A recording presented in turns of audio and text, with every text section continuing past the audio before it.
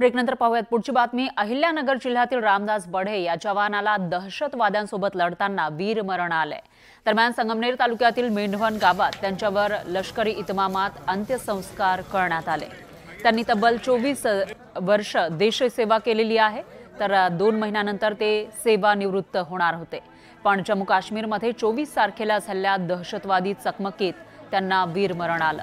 त्यांच्या मूळ गावी गावकऱ्यांनी साश्रुनयनांनी वीर जवानाला अखेरचा निरोप दिला। संगमनेर तालुक्यातील मेंढवण सारख्या एका छोट्याशा गावातील तरुण जो आहे तो देश सेवा करण्यासाठी गेलेला होता।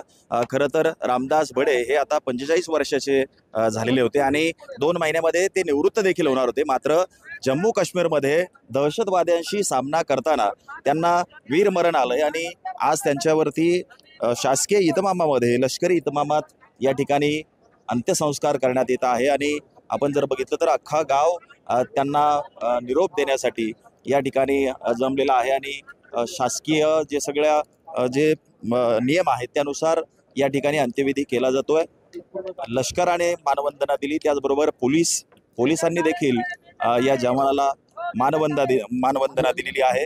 हे मेंढवण जे गाव आहे अगदी छोटंसं गाव आहे।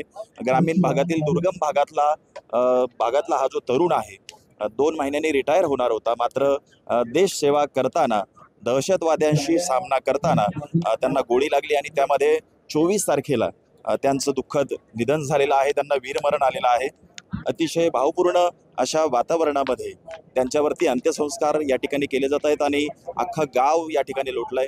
त्याचबरोबर नेते असतील, सगळे क्षेत्रातले जे लोक असतील ते या वीर जवानाला भावपूर्ण निरोप देताना दिसत आहेत।